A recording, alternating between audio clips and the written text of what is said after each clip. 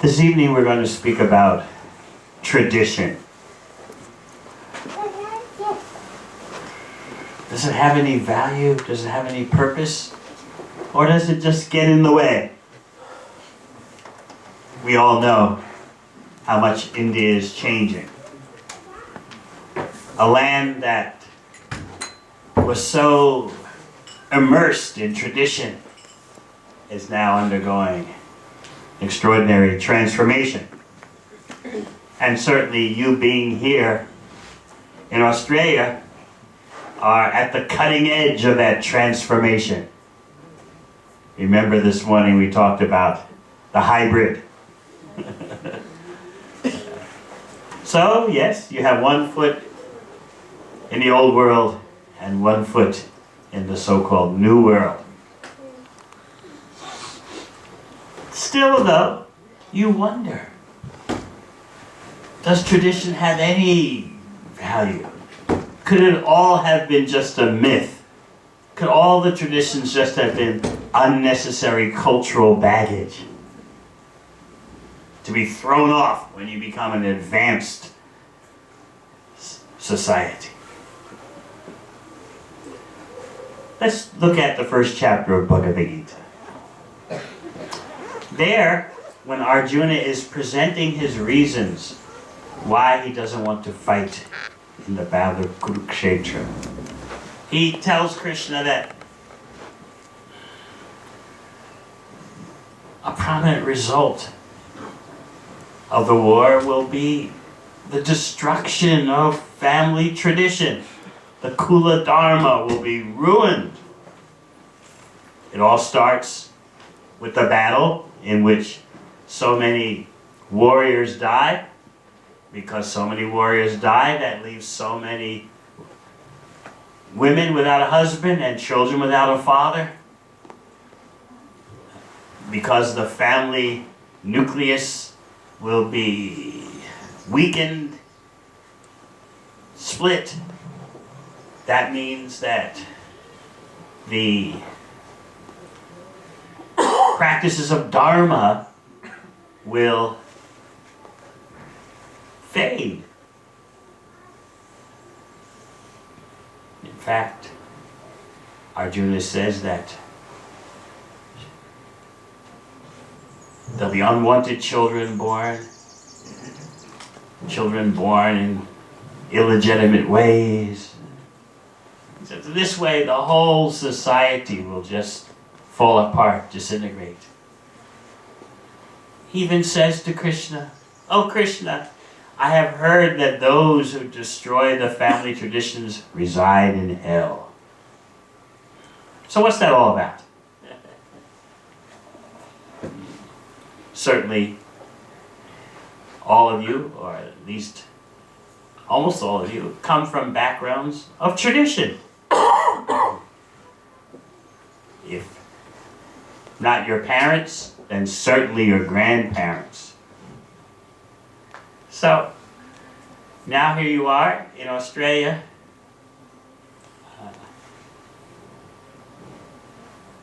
And you see there's practically no tradition in terms of how a family should be. At least the past 2 generations. That those traditions have faded, gone.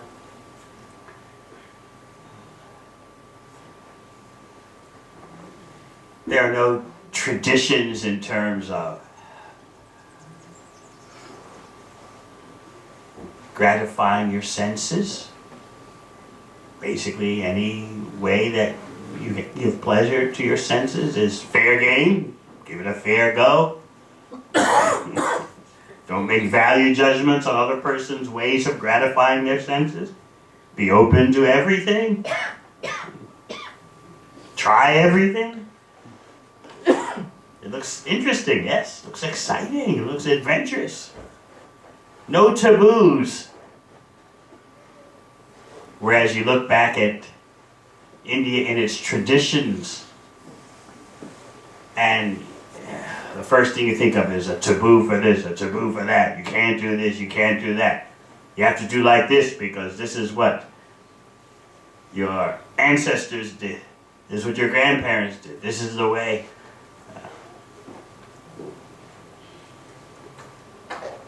Should we just throw away all the traditions? Maybe, however, we should think, what is the real purpose of tradition? And this is exactly what Krishna is explaining to Arjuna. Because it seems like Arjuna has a case. It seems like he's making some solid, irrefutable points here. Krishna, we can't fight this war. The warriors die. Women are left without husbands. Children left without fathers. A stable family structure is necessary for executing dharma, for religious principles, religious ceremonies, doing pujas. Without all those rituals and pujas, gradually everyone will become polluted.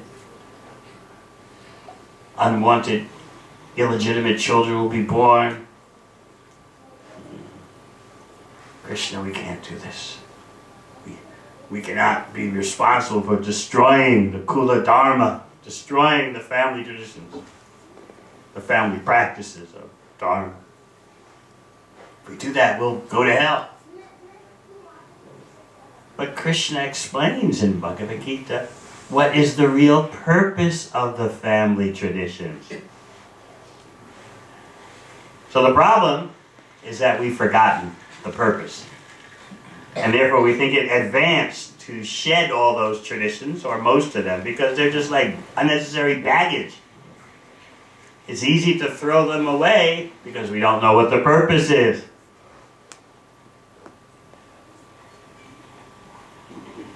When we look at the expectations of the world and life that your parents and grandparents had, it's quite different from your expectations. You have desires that are different. Your desires are not simple. The blessing of society today is that you have very complex desires, which are many-branched. Basically the same desires as always in human society, but the fulfillment of those desires has become so complex. Whereas for your parents, the acting on desires was simple. But now you live in such a complicated world of study, work, visas, financing.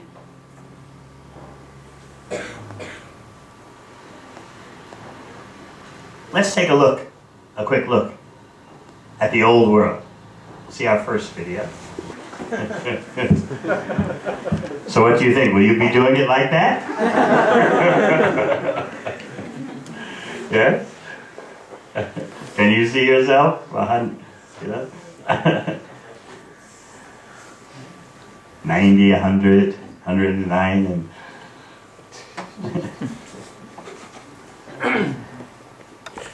basically you heard the man explain the most important things, the traditions, God, then the parents. So certainly the life for the great-grandfather and great-grandmother is going to be very different than for their great-grandchildren, right?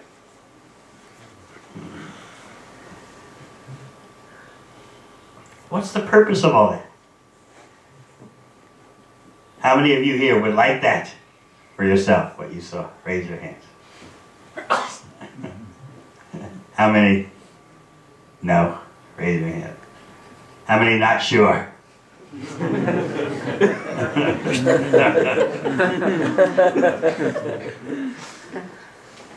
There's a certain charm to it, right? But then again, I was watching you all. You were feeling like there's something constricting, right?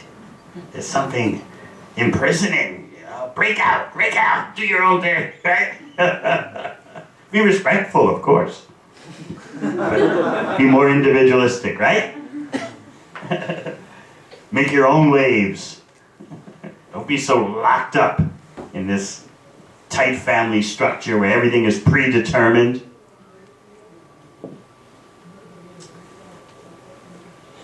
You grow up and go to school and you have two choices, either doctor or lawyer.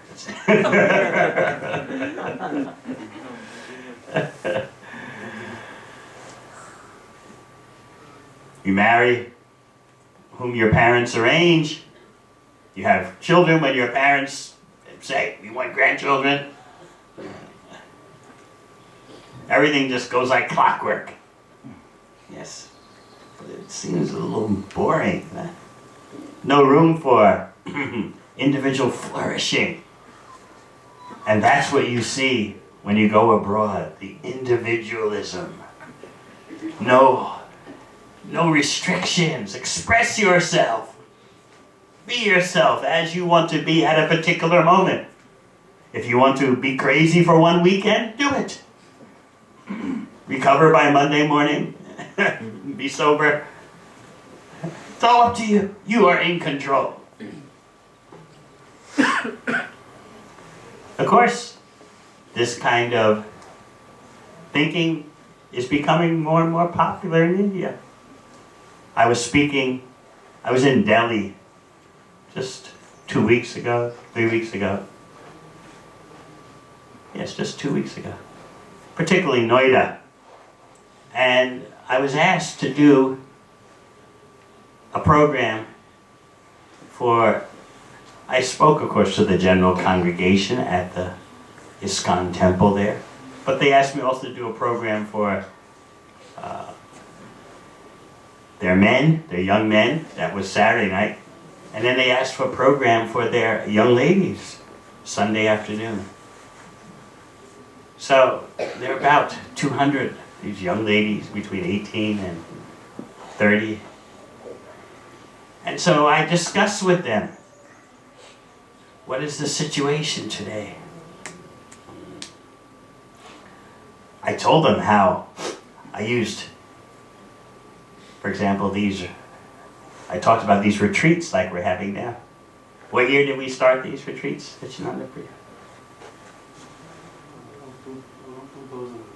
2000 what? 2001, really? We're doing it for 15 years. Around 2003 or something. All right. So I explained that we're talking about the current situation and lifestyles.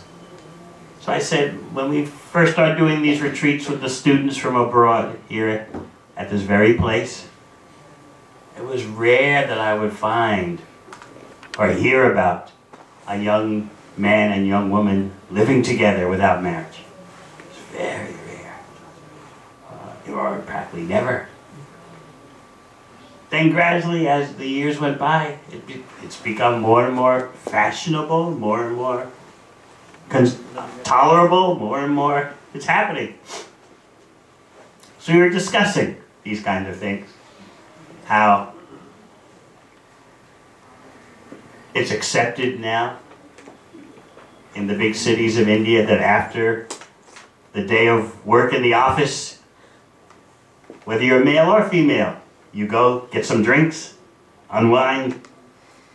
I was telling him how in the new airport in Calcutta, upstairs used to be completely empty.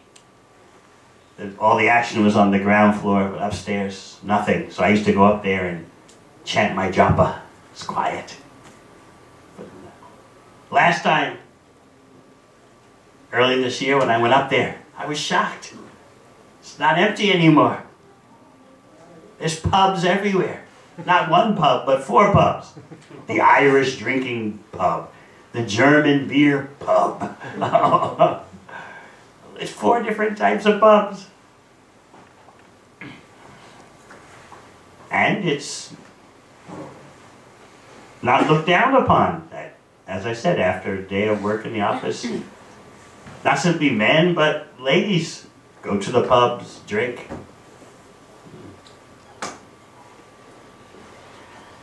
So I was talking about that.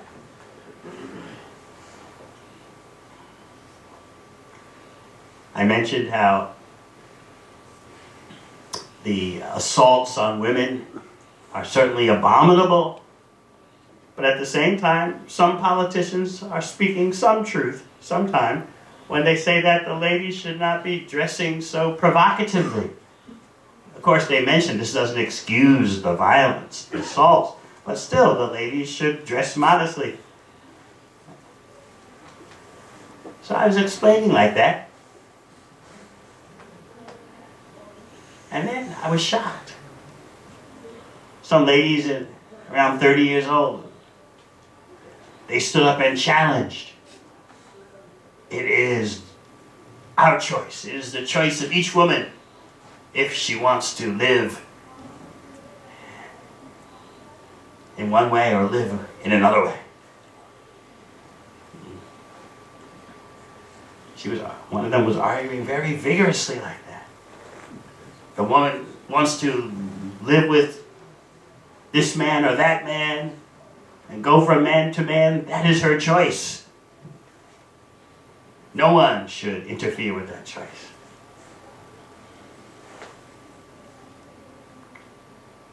And then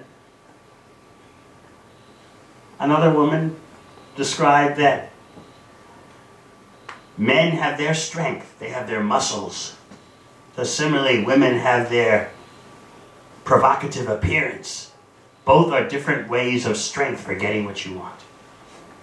You have the physical muscle strength and you have the alluring strength of the physical form, physical female form.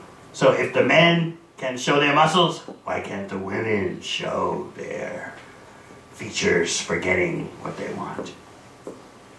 So I was hearing this right in India, in the temple. Things have changed, yes?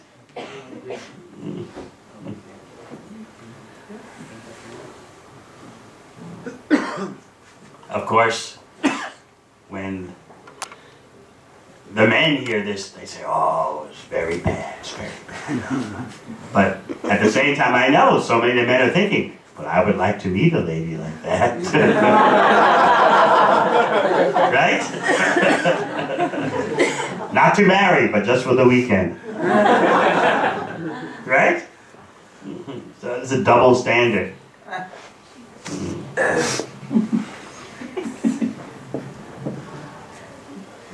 So again, when we forget the purpose of the traditions,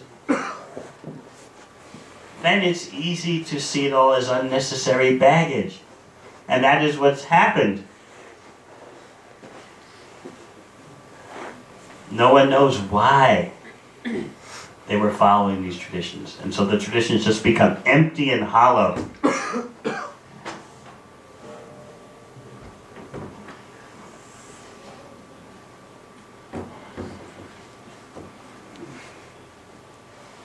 What do you think? There was something charming about the tradition, as you saw. The world's oldest married couple. They've been married 88 years. But at the same time, you felt something stifling. Break out, be yourself. Why do the great-grandchildren have to do what the grandparents have, their great-grandparents have done? Do something different. Why you all have to, or so many of you have to live together in one house? Express your individuality. Yes, any comment? Yes. Sometimes you see people, they may dress up in a certain way, even girls, right? But at the same time, they, from inside, they may be not as bad as they have been looked upon. At the same time, you may see girls who have dressed really traditionally, but when you actually start knowing them, they may be really bad, which is not acceptable in the society.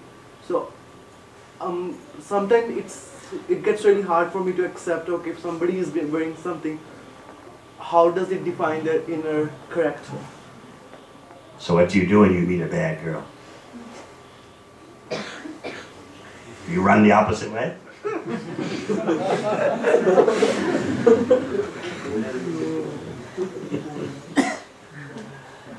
The point is, the reason why dress should be modest has been forgotten. The point is that in a civilized society, it emphasizes control of the senses, minimizing the provocation. In fact, according to the Vedic standard, the real beauty of a woman is her shyness. Whereas you see, in the West, the real beauty of a woman is how much everything is revealed. So, when we forget about shyness and modesty, character, then we get puzzled. Well, this one's dressing this way, this one's dressing that way. Is there any real difference? It's true. Ladies of loose character may dress conservatively, and ladies of controlled character may dress provocatively, but still, the fact is, and the men know it, that when there's a woman dressed provocatively, the man gets certain ideas. But because we've forgotten the overall purpose of male-female relationships, family, marriage, we don't know the purpose anymore. Therefore, all the rituals and protocols and all the modesty and restraint seems to be unnecessary baggage.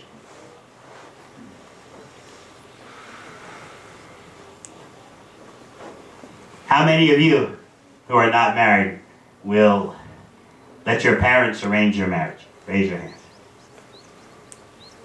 How many will either arrange it yourself or a combination of parents and yourself? Raise your hand. And how many don't know? Raise your hand. Everyone's keeping their hands down.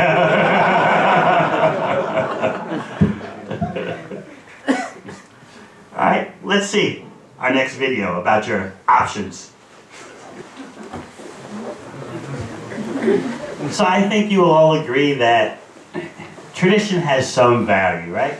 Because you're hybrids, one foot in both worlds. You can't really just throw the other world away completely. You see there's some charm to it, right? Something indescribable, something simple and sweet that has been lost in the hecticness and franticness of the other world. But at the same time, you don't want to be restricted and confined in those old ways. You want to be known as a person who has broad experiences. In fact, you want to be known as a global person as much as possible. Not someone who has a village mentality.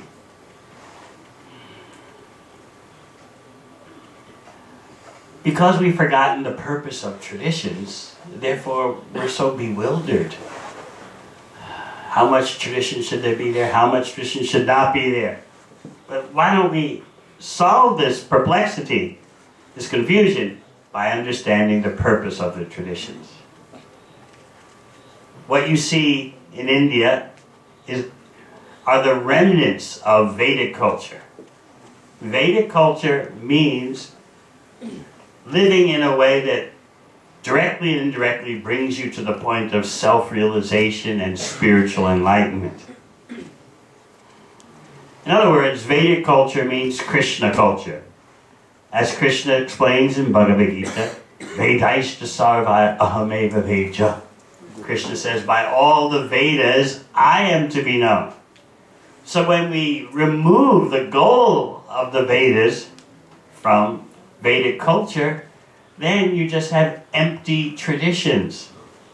You have like the husk of the corn or the rice, and the kernel has been forgotten.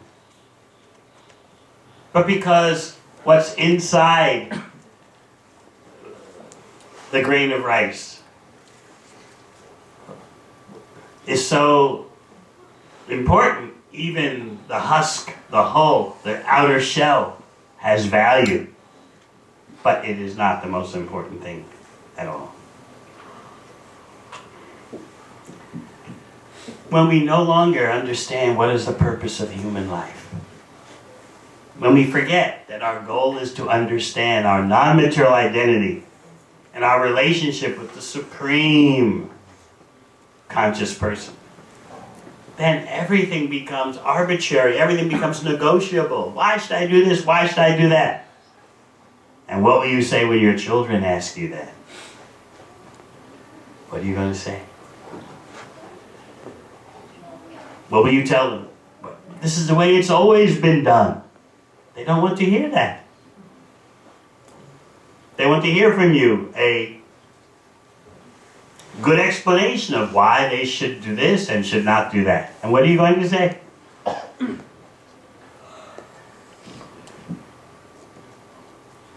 You can tell them that if you want to be successful in your career, you shouldn't drink, or you shouldn't stay out at night on weekends in clubs. And what will they say? We know so many persons who are drinking and staying out on the weekend at clubs, and they're doing their career.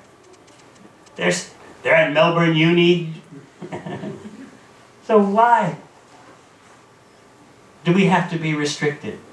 Your children will tell you. There's a time for studying, there's a time for working, and there's a time for fulfilling the desires. What are you going to say to that? No, my dear son, your mother and I never behaved in that way. That's all you can say. Most of the time, anyway, we didn't behave that way. What can you say?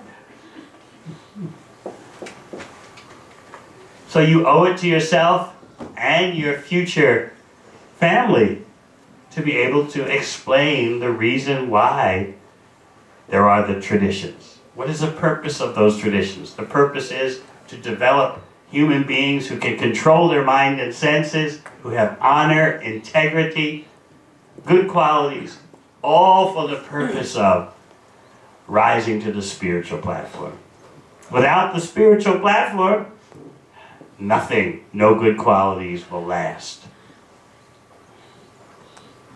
And that's what you're seeing happening all around you. Take away the central core, the drive for self-realization and enlightenment, and very soon all the social systems, family systems, they all disintegrate because you pulled out the center. This weekend, we want you to think about reviving the culture of the soul, the non-material self. Are you just the body? Are you just matter, physiology? Or is there something more to you? This is not some kind of idle philosophical discussion. We're talking about what is most important for your success, your goals. And that's why Krishna speaks it in the very beginning of Bhagavad Gita, showing you how to lay the foundation for your life planning. Are you the body, or are you different from the body? If you are material, then go ahead and have material goals. But if you're different from your body and mind, then you should be concerned with non-material goals. Certainly you have to take care of the body, but it's not the most important thing. So what happens is when, in pursuing our careers, or when building our families, if we forget what is the central purpose of life, we become lost in so many intricacies.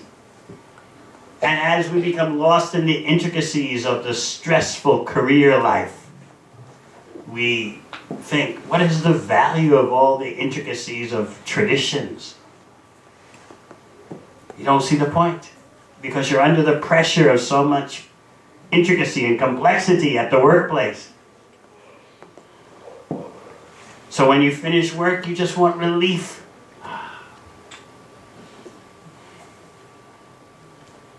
You don't see the point anymore of a culture of modesty and restraint and self-control. What is the point? Especially when all around you, you're bombarded with the propaganda that the goal of life is to please your senses right now. You remember this morning we were talking about Shreyas and Preyas. The ultimate good and the immediate so-called good. So, Western culture, which is basically the global culture these days, is based on prayas. How do you feel right now? How do your senses feel right now? What does your tongue want to taste now? What does your skin want to feel right now? What do your eyes want to see right now? Don't delay. Don't delay. Let it out as soon as possible. Whereas real human culture is based on achieving the ultimate goal of human life. Self-realization, Krishna consciousness. So if you can't explain that to yourself, then how will you explain it to your children?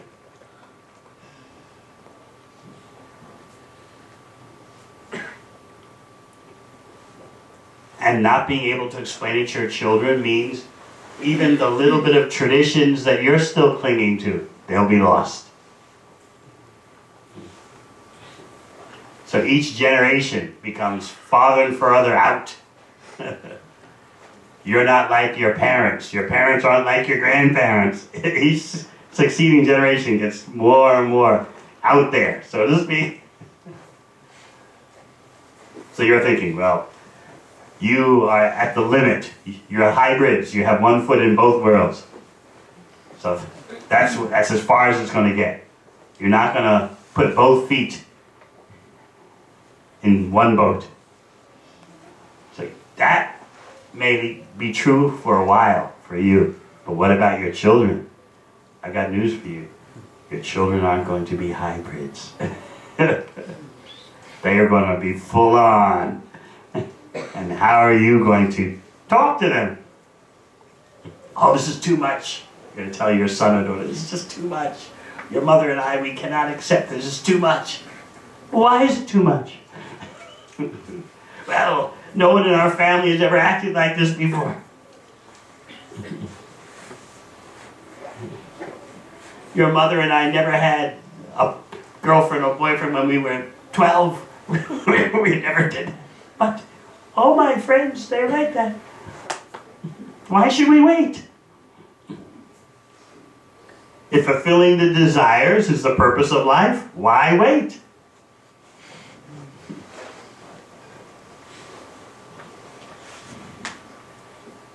Just like in Christian culture, which has basically faded a long time ago in Australia.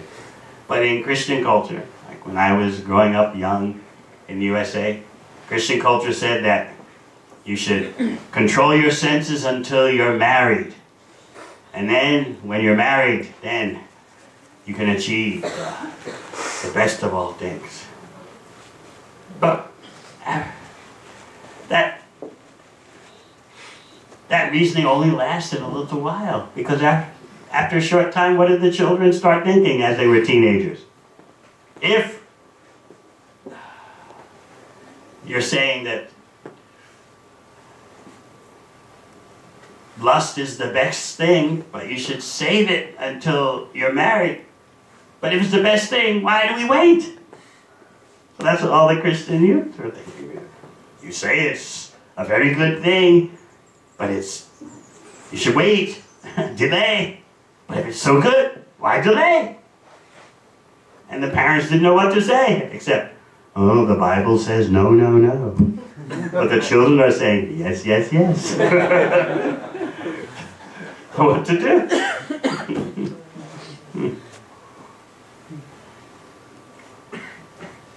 Once we understand that we're different from the body and that our spiritual desires are much more important than our material desires, then we start to see things in perspective.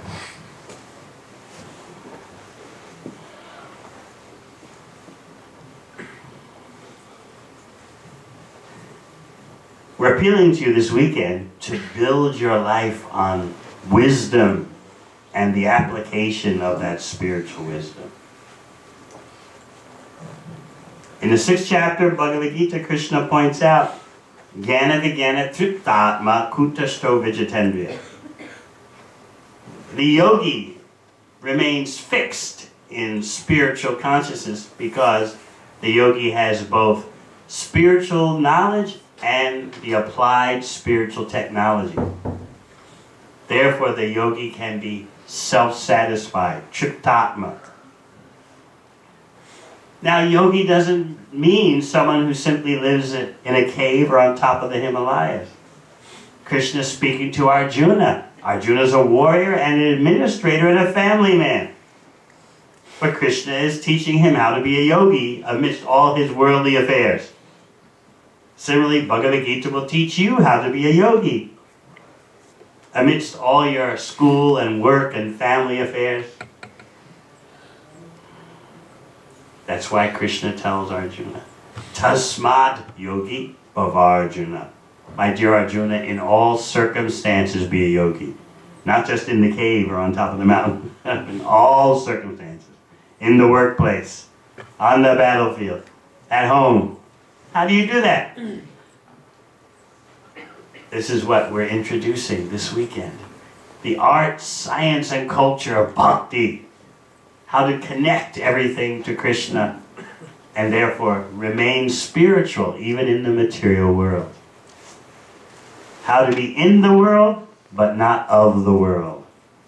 This is the highest spiritual technology. It's like living underwater without getting wet. If you're truly smart, you'll recognize that there's nothing more precious and valuable than this kind of knowledge and lifestyle. The lifestyle of the spirit soul.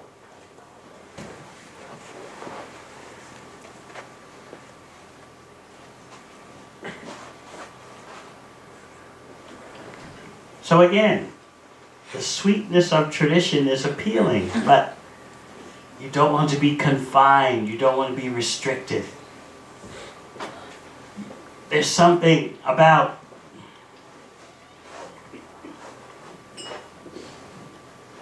the hectic life today that is very disturbing, but no one can stop it. You notice that? There's some things you don't like, the stress, the pressure,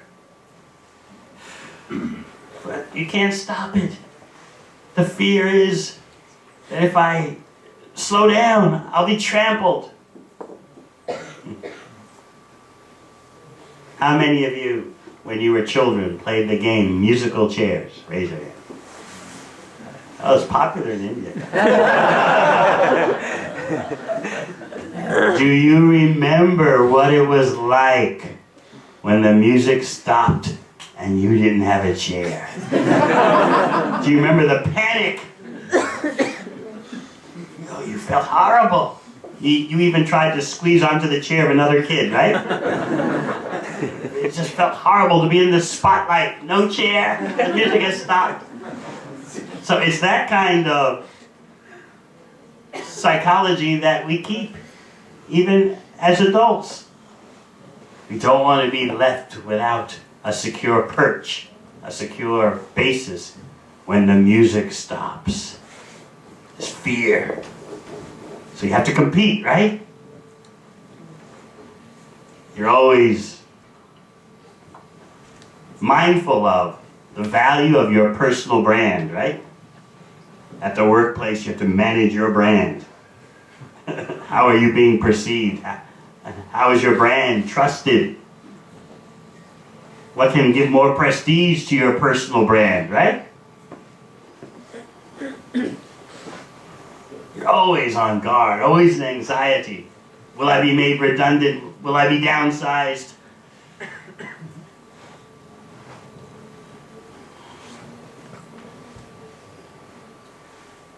And the pressure in the workplace is just increasing, increasing, increasing. It's not enough just to do your job. You have to do your job and more.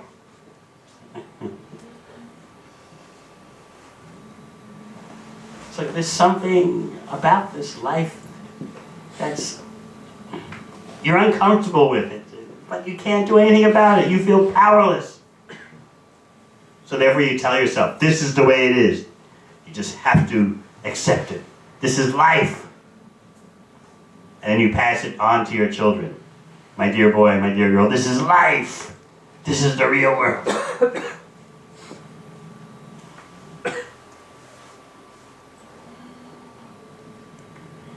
You long for some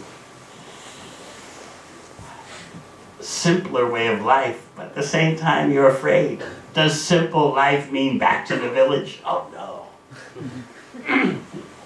But is there some kind of way to live with today's world and at the same time maintain your inner peace, your integrity, your calmness? Here's the problem, you see.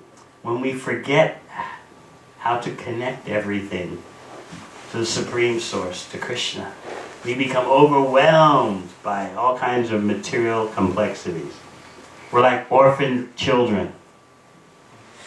It's like if this little boy here, 5 years old? Yes, 5.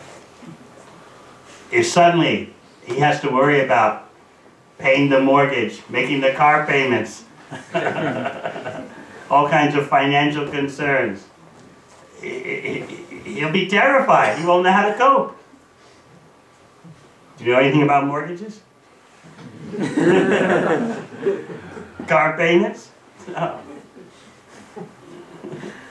He won't be able to handle it. You'll immediately say, that's his father's affair, right? But what about our Father? Our real Father. Not simply the Father of this body. In Bhagavad Gita, Krishna says, Sarvayonishu Murtiya Sambhavam. You should know, Arjuna, no matter what species of life, I'm the seed-giving Father. So we're struggling, cut off from the Supreme, cut off from Krishna. And we're taking on our tiny little selves all kinds of material complexities. And the result is, just as if this 5-year-old boy suddenly took on the pressures and complexities of mortgages and car payments, health insurance, this, that, the other. He can't do it. And everyone would say, oh, how cruel. Where is his father? Where is his parent? So that's the question we're asking you all now. Where is your Supreme Father? Where is your Supreme Parent? If you recognize that you're more than just matter, you're more than just the body, then you should be concerned. Where is the parent of your spiritual self? You know the parent of the present material body, but where is the parent of the real spiritual self? We need knowledge and a way to test that knowledge.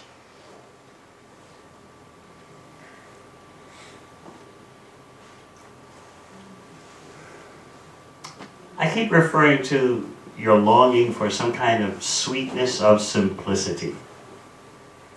And I thought of a way to show you that.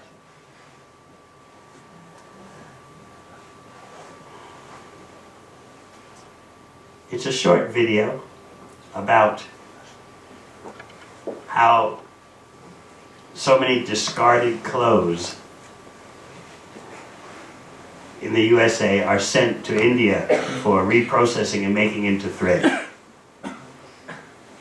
And so you'll see the sweetness and simplicity of villagers confronting the complexities of the industrialized, commercialized world.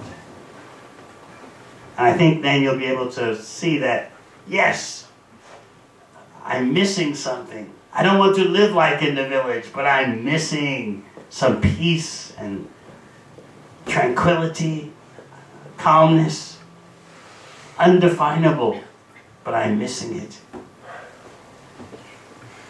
Let's see.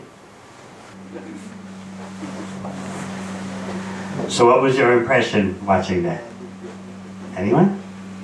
Nobody is satisfied with what they have. Why do you say that?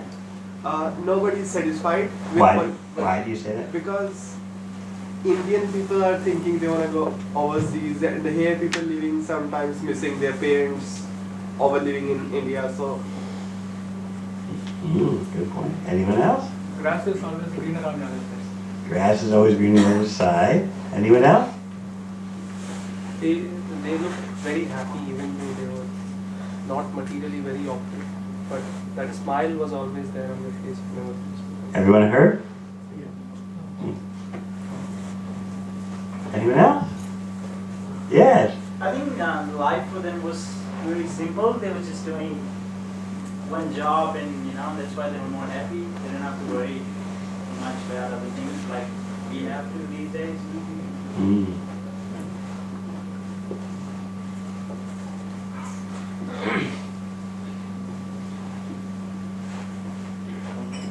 No other comments? Ladies, comments? Remember, this is Australia. You can speak up.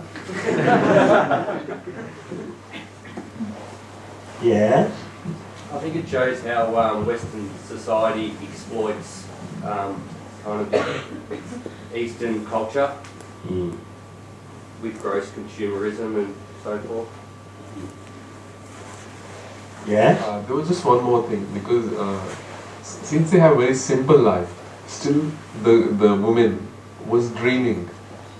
She didn't have a cap on her thoughts. Whereas when we come to Australia, we cap our abilities or dreams, which How? I've seen. Please explain that.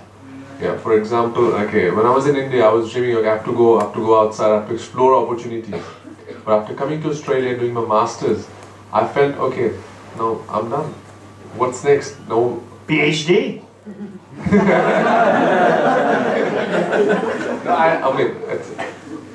I don't want to do PhD, but I was kind of lost. What to do next? What is your field? IT. IT. You haven't made it to Silicon Valley yet. But actually, I don't want to go there. But you should not limit yourself. You should expand exponentially your desires. But actually, I don't want to make my job my work. Well, then what do you want to do?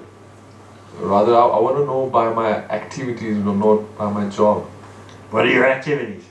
I teach free meditation to students or unprivileged people here. So that gives me peace inside. That has nothing to do with IT. So I'm still figuring out what I want from my life, but actually I'm doing small things that gives me happiness.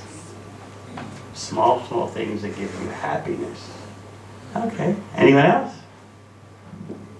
Yes. Well, according to me, they had heaps of desires. Like they constantly want to see what's going on overseas. They want to see what they wear, what they do. That sort of. Say that again, please. They had heaps of desires, like they wanted to see what's going on overseas, what people do, how to live. It's just they're living in a la la land sort of thing, where they're constantly thinking of what's what's happening on the other side of the world. Well, to be fair, I don't know about that. I mean, you heard even the simple husband who the wife said, "Oh, he used to be a truck driver. He's been to Bombay, Calcutta. He's seen everything, Even he says, we have to accept what's the destiny given to us by God. It could be that it is written in His plan that this is all we get, so we should be satisfied. Now, what I find interesting and what someone sort of mentioned was that, yes, the way Maya, Krishna's illusory energy, works is that those in one place want to visit another place, but those in that place want to visit. So, do you know what the main thing is that foreigners from abroad say when they visit India? Oh, the people live in such austere circumstances, but they look so happy and peaceful. That's what they always say. And you can see it, that they were doing such a simple job, living in such simple circumstances, but as someone said, they always had a smile on the face. Laughing, joking in a very simple, attractive, charming way. Now, I'm not recommending that you all go back to Panihat and do that. And after all, the lady, her husband and 2 children, they rented one room. And they have the little kitchenette. But still, you have to admit, there's something charming, something sweet about it all. They still have something that has been lost in the Western world. And when we say Western world, nowadays we might as well say global world. Something's been lost. And that's what you as a hybrid are always feeling trouble deep down inside about. We've lost something. We've traded away something very valuable. And we're not sure what we got in return. We're not sure the worth of what we got in return. It's quite complex, quite troublesome, quite high pressure, quite stressing. So it's amazing that when Americans, Europeans go to India, they always often comment, how can people look so peaceful and self-satisfied, living so simply, living so austerely? And yet we have so much, but we're so unpeaceful and so much stressed out and depressed and on edge. So that simplicity, the charm and sweetness of simplicity and innocence that you see in India, that is the remnant of a spiritual culture, which teaches that you're not the body, that material things are not the ultimate acquisition. It teaches about karma. People have different karma due to their different previous lifetimes. So you could see that you could see there was still something remaining of that spiritual culture. But of course, it won't last long without the knowledge. Just like whatever remnant of structure and culture, restraint and self-control and modesty that you have now, it won't last without knowledge. Therefore, I always point out that India's greatest export item is not IT persons. It is knowledge of the non-material and persons who can demonstrate that knowledge.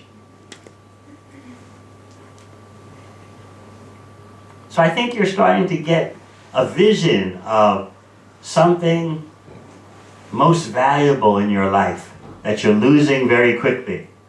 But at the same time, you don't want to go live in a village, you don't want to go work in a closed thread factory in Panihat. So how, in your present circumstances, can you have that inner core simplicity and integrity, sweetness, innocence? Just like that lady's innocence was very attractive. It's priceless. Even though you don't want to live like she lives, but still, there was something about her character that was very attractive. Basically, it was how to be satisfied in your circumstances. You've done your best, you're doing your best, but at the same time you have to recognize you have karmic limitations.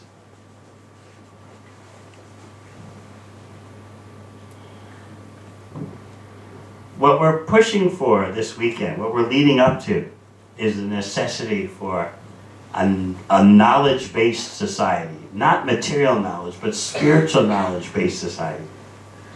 But our greatest fear, the greatest fear that you're having is you don't want religious belief.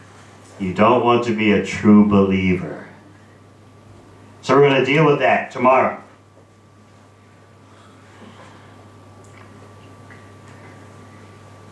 To buy in, so to speak, to what Krishna is saying in Bhagavad Gita, do you have to become a religious believer? That sounds quite scary, doesn't it? Religious believer. To just accept blindly.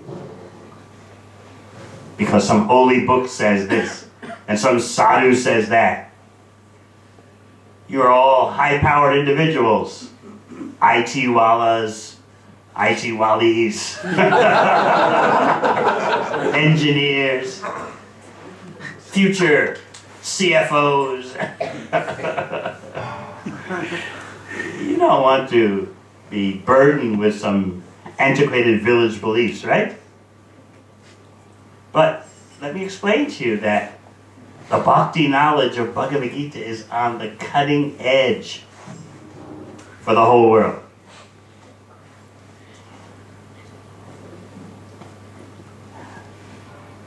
Krishna consciousness, bhakti yoga, is a global phenomenon.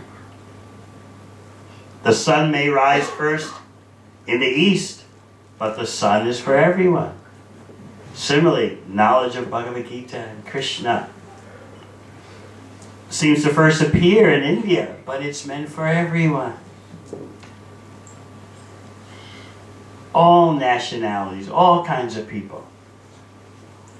That will be the surprising thing you find out as you enter more into the society of Krishna's devotees. You'll find out that it's multinational in the biggest way. On every continent, there are devotees of Krishna. On every continent, in every language, Bhagavad Gita as it is, people can access it. Everywhere in the world, people are chanting Hare Krishna. So if you want to make sure you're not just being locked into some village guru system,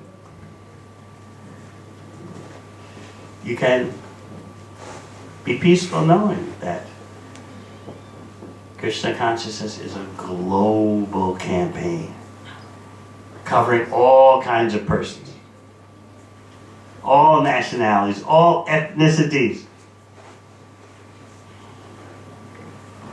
So for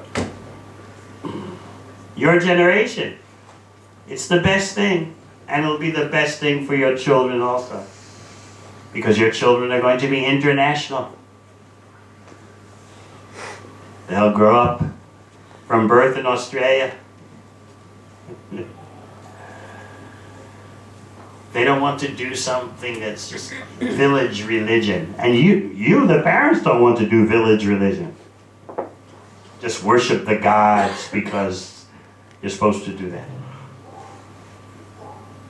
So what we're leading up to is the necessity for spiritual knowledge, spiritual culture. And that means understanding who is Krishna and what does Krishna want. So tomorrow, we'll focus on that. We've got to get to the root of what is spiritual knowledge and spiritual culture. Is it just a belief? Is it just some kind of religious label? Is it Hinduism, whatever that is? What is Bhagavad Gita? What is Krishna? What is Krishna asking for? Why has knowledge of Bhagavad Gita become a global phenomenon? Why has the practice of Krishna Bhakti covered the world. What's happened?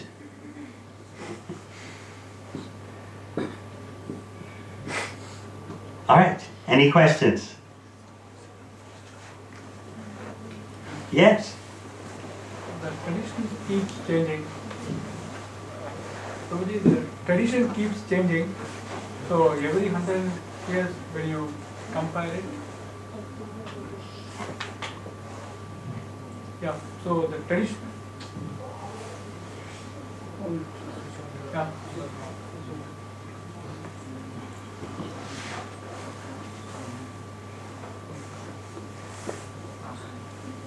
The tradition keeps changing for every 100 years.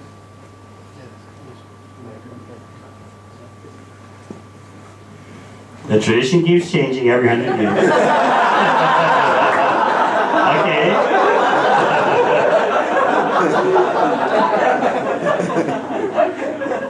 So how do we get to know the truthfulness of the traditions, which is right and which is wrong? So whatever we see in the current, so when we ask our grandparents, they say that this is not the way it has to be observed. Even it got diluted very much, it got contaminated. And when you traverse to their grandparents, they say that no, this is not the way it was being observed, and it got contaminated and diluted. And then you'll tell your children, no, this is not the way. As I always point out when we have these weekends, what are you going to say when your children are watching the cricket match between Australia and India and they cheer for Australia? What are you going to say? Oh, things have really degraded. But what does Krishna tell Arjuna in Bhagavad Gita? He says, I'm going to tell you the same thing I spoke millions of years ago. What Krishna says is beyond past, present, and future. It's beyond the three phases of time.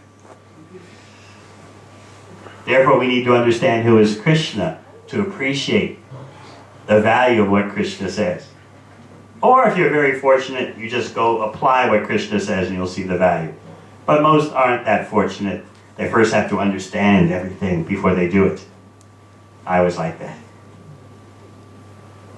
So when you understand who is Krishna, then you'll understand the value of what Krishna says. How what Krishna says is beyond time.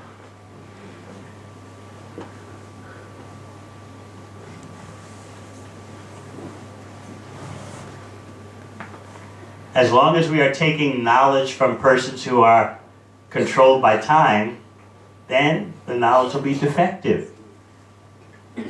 What is true today won't be true tomorrow, wasn't true yesterday. That is the defect of material knowledge. But the advantage of taking knowledge straight from Krishna, that Krishna is beyond matter, and the knowledge Krishna gives is beyond the material. So tomorrow we'll be speaking more and more about the Krishna advantage.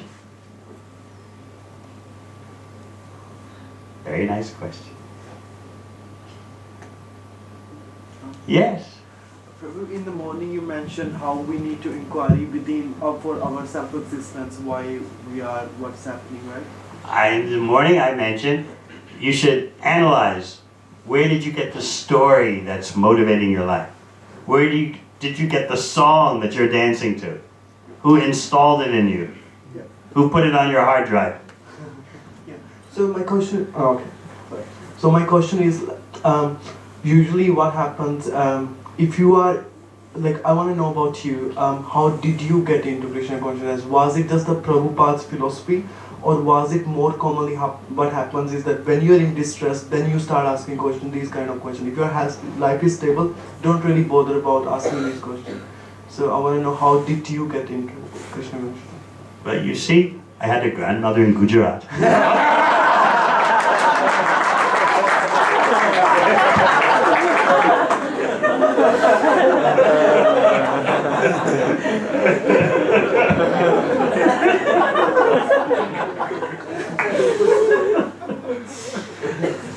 Tomorrow I will explain, okay? But if I explain to you, then what effect will it have on you? It will give me confidence that I can be at least 0.5 of your level. Alright. Anything else? Yes.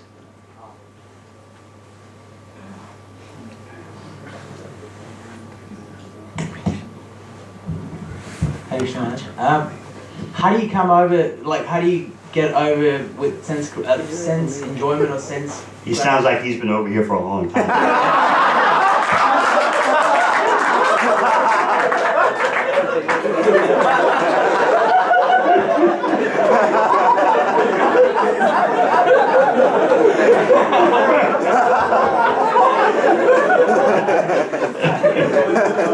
Yes, go on, Adam, go on.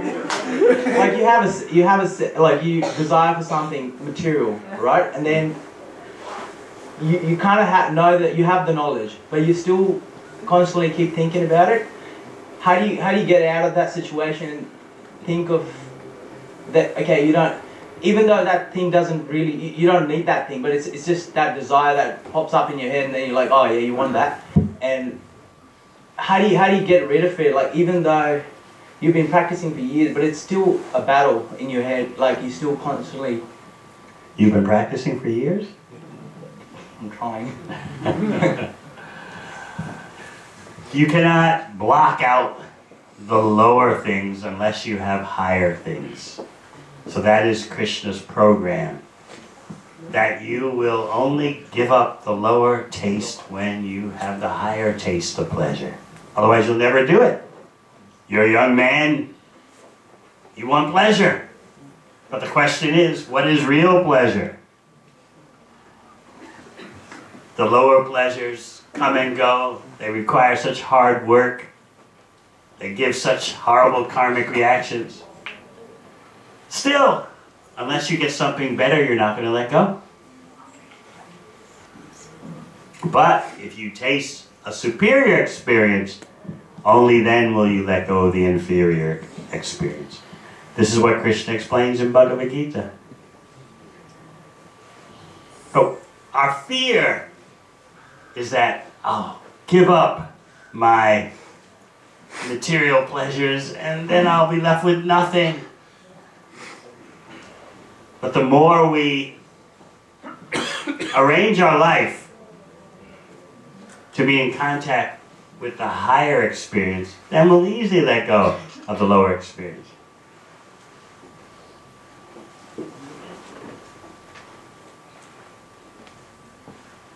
Okay? This is all about what I call lifestyle engineering. This is the school that teaches lifestyle engineering. It's the most important engineering.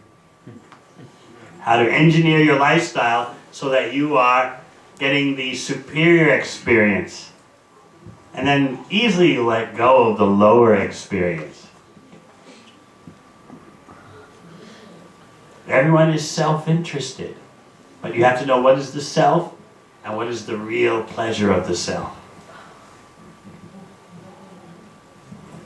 So it's all about entering the bhakti laboratory and getting the higher experience. Make lifestyle adjustments so that you're always in contact with the superior pleasure.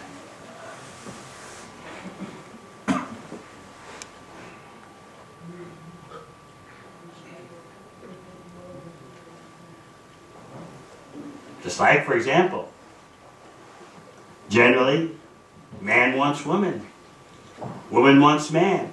So why not find a spiritually inclined woman, a spiritually inclined man? Live together properly for the sake of spiritual development.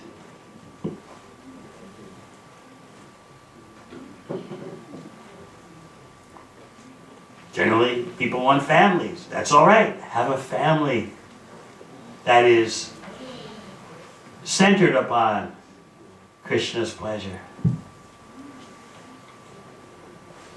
People are working. Learn how to work for spiritual purposes. This is the exciting world that Krishna is offering in Bhagavad Gita. After all, Krishna taught Arjuna how to fight for the highest spiritual purpose. So certainly Krishna can teach you how to have a family or how to work for the highest purpose. So Krishna consciousness is not about denying your activities. It's about connecting all your activities to the ultimate source.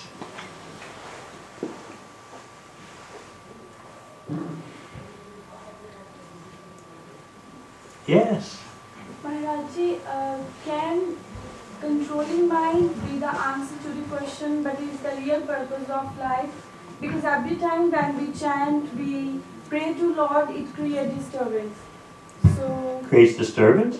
yeah, just like when we chant after completing 1, 2, or 2, 3 rounds, again mind go to some other things like can we have do something or other thing.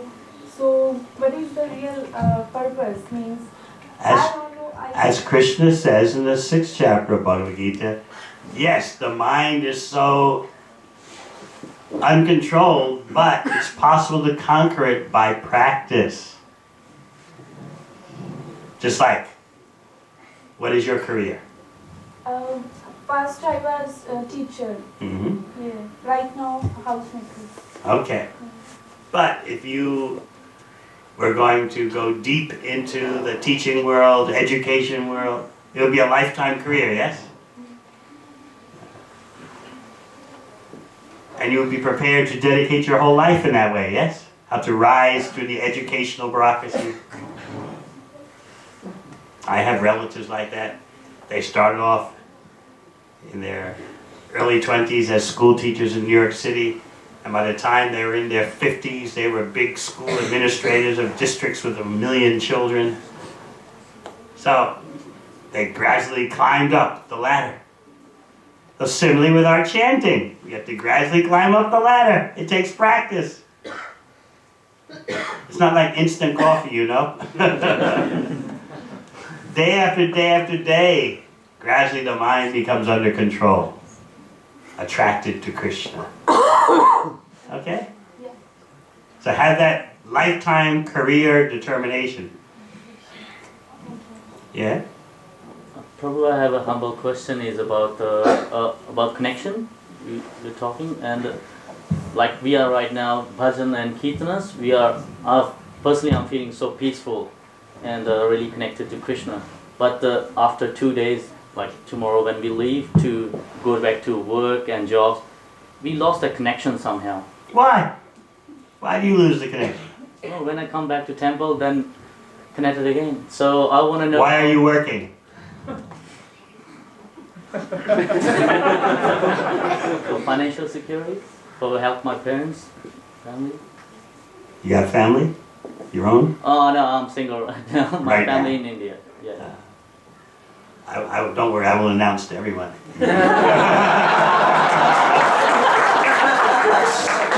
He's single right now.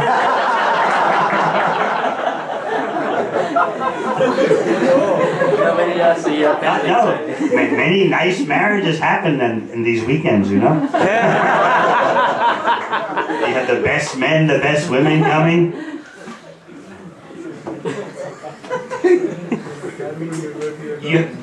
Tomorrow I'll explain more about how to go to work in Krishna consciousness. Then you won't feel disconnected. In other words, what's the purpose of your working? The purpose is to get money. What do you do with the money?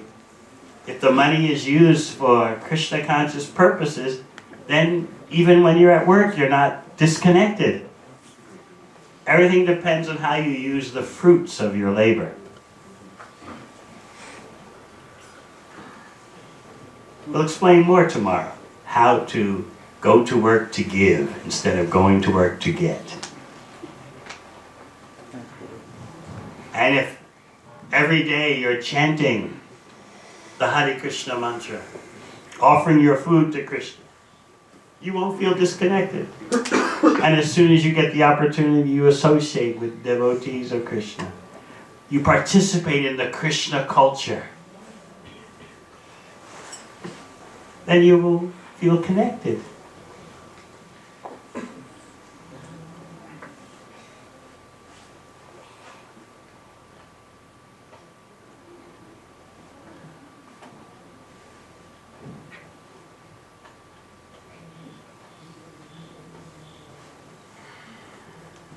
So please think deeply over the night about your situation, the song that you're dancing to, the story that has motivated your life. Where did you get the song from? Where did you get the story? What is it? And why are you following it? Remember the little geese jumping. You did that. You were born, and then your parents, society, family told you, this is what you must do. They're calling like the mother and father goose down at the bottom. Ah, come, come, come. Jump, jump.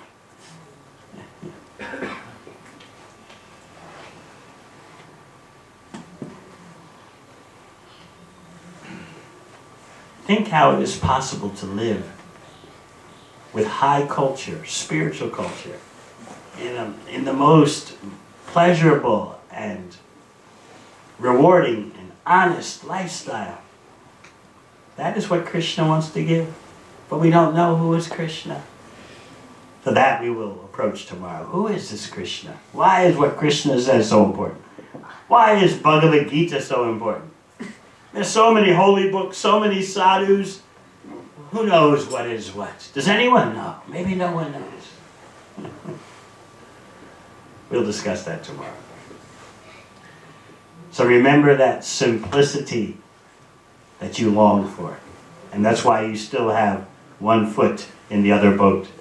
There's some kind of innocent sweetness about the traditions that you saw in the Panihat people dealing with the cloth and the clothes.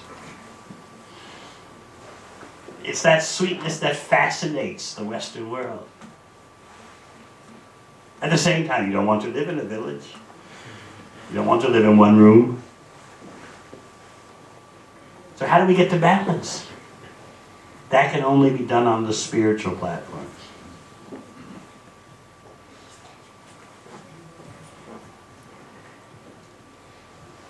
This International Society for Krishna Consciousness is about taking the best of the East and the best of the West and making a global spiritual culture. The knowledge that Krishna gives allows that to happen. A global spiritual culture. Not putting down the East, not putting down the West, North, South. But how to take the best from everywhere and offer it to Krishna. Sounds exciting, yes? And it's the best thing for the hybrids. Because you're neither East nor West. One foot in each boat you have. So I think you'll be ready to move forward tomorrow, to go deeper. Who is Krishna? Why is what Krishna says so important? What is so special about Bhagavad Gita? Thank you very much. Hare Krishna.